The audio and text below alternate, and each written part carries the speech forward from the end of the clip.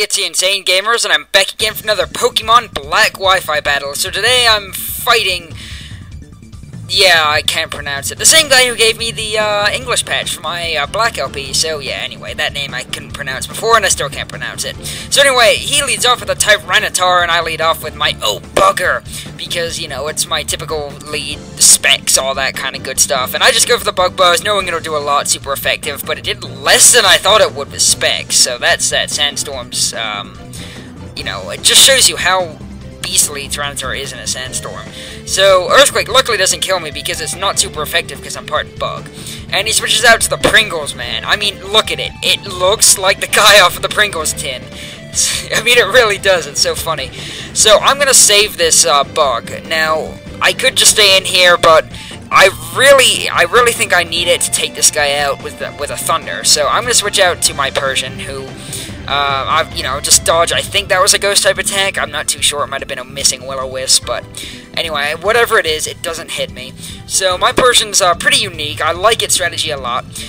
He's gonna switch out now, and I'm gonna go for the Claw Sharpen. And that raises my accuracy and attack. As you know, I use it all the time. It's one of my new favorite moves. But since it raises accuracy, I thought it would pair very nicely with a certain move Persian can get. And hold on, as soon as we get past our leftovers in Sandstorm. Bam! Hypnosis! Yes! After a Claw Sharpen, Hypnosis is... well, I don't know its accuracy, 90 I think. Anyway, it is more than likely going to hit. So now that he's asleep, I'm going to switch out to somebody and try to set up on it. One thing I like about this game is you don't have to watch the animation for the Sandstorm, which is nice because it doesn't drag the battle on. Anyway, send in Sally, and here I thought he might switch, so I go for the SD. Hold on a sec. We're still getting through the Sandstorm. I'm a turn ahead of myself. Yeah, I go for the SD, thinking that he might switch, but he stays in. And, whoo, wakes up and goes for Curse. I got lucky there. If he had used Earthquake, he probably could have killed me. I don't know. Most likely. So he gets his Curse up, but, you know, I still have +1 attack, you know, above his defense, and, I mean, let's face it, Tyranitar is just so weak to fighting. Even if I had -1 attack, I'd probably still finish it off with a high jump kick. So, anyway, Sally pulls off that quite nicely, get rid of that guy. Luckily, he didn't set up Stealth Rocks, so that's pretty nice. In comes a Wargle. Now, my first inkling was Scarf, and I was talking to somebody on Skype, and they were like, no, he's bluffing! And I stayed in, and now I want to kill them because they made me kill Sally. Sally takes a Brave Bird to the face and doesn't enjoy it, so now I'm going to send in my own Scarf Bird, who is definitely going to be faster. Jolly Scarf Staraptor. It can outspeed a lot of stuff, especially since it's Jolly. So he's going to call that back. I could have gone for Retaliation, but I went for Brave Bird just in case he sent out the Ghost. But he sends out this thing. And it's basically, like, as he told me, it's basically a physical Blissey. Like, it's Blissey, but for physical attacks. I mean, that thing is just redonkulous. It's crazy. So I can't really do much with Big Bird, so I'm just going to switch out to my Metagross now and see what attack he's going to do. Maybe Toxic. He uses Boiling Water. Obviously, I don't want to stay in here and get my Metagross burned, because that would be the worst possible thing ever. This Metagross is awesome. So now I'm going to switch again. And this time I'm going to go into someone who doesn't care about a burn, and that is my Slowbro named Shelly. Now, I kind of messed up here. This Slowbro is supposed to have Rest, but it has Slack Off instead. So here I was like, yeah, I don't really care about Toxic, and then I was like, oh crap, wait a minute.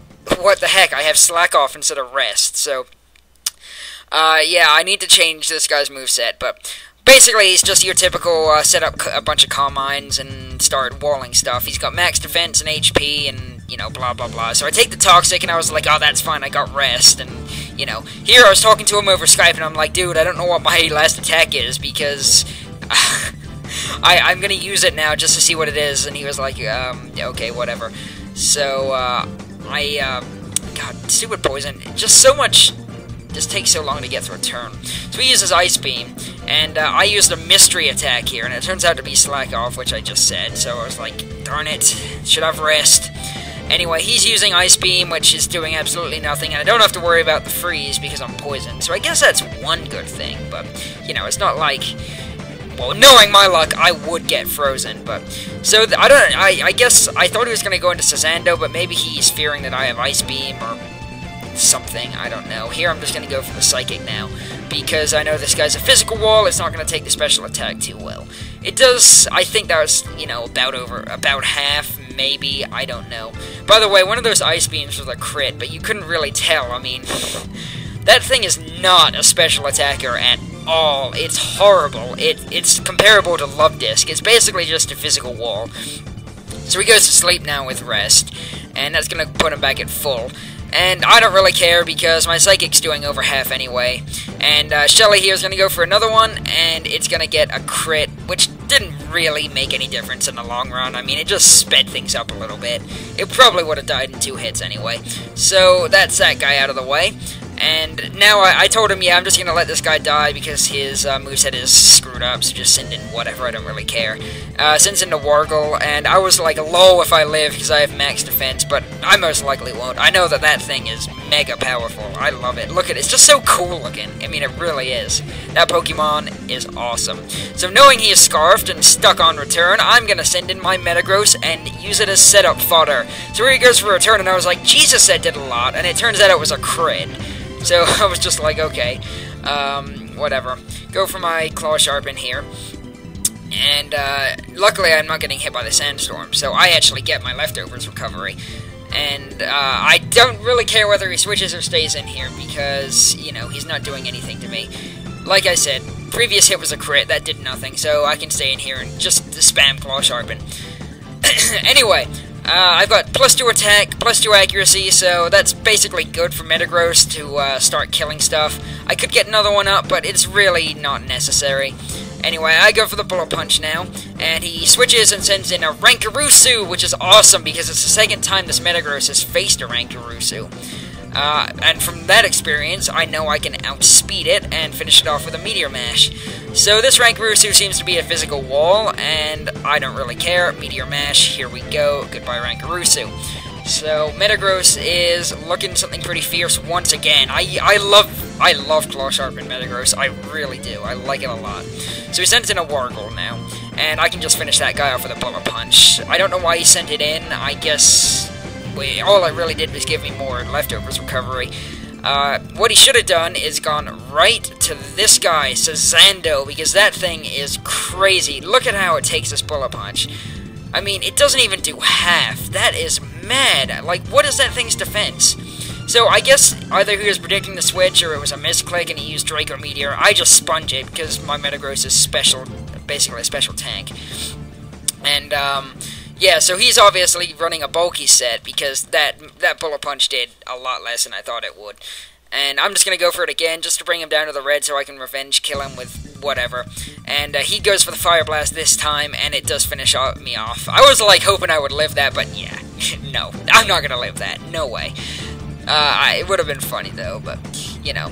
So I can just outspeed that guy now with basically anything. I just go with O-Bugger. There's no Stealth Rocks up, so I can just switch in and switch out. And I just go for the Volt Change. Now, I kind of lost track here. I thought that he had 2 more Pokemon, but it turns out he only has 1 more after the Zando. If I had known that, I would have gone for a Thunder and just finished the last guy off too with a Thunder, but, you know, I wasn't really paying attention. I was too into the battle, man. I was like, oh, yeah. So his last guy is his Pringles, man. I've got a nice Shadow Claw for it, and it doesn't do that much, but then again, it is unstabbed. And he goes for the Boiling Water and takes me out, which, no, you've killed my evil kitty. You suck. Oh well, I still got 2 guys left. I've got my Scarf Staraptor and my Electric Bug. I'm just going to send in my Electric Bug and finish this guy off with a Choice Specs Volt Change. So, good game! Username I cannot pronounce, but will be in the link. I mean, in the description as a link. Yeah, I killed the Pringles, man. I know. I like Pringles as much as the next guy, but anyway. So that was a great battle, and I will see you on next time.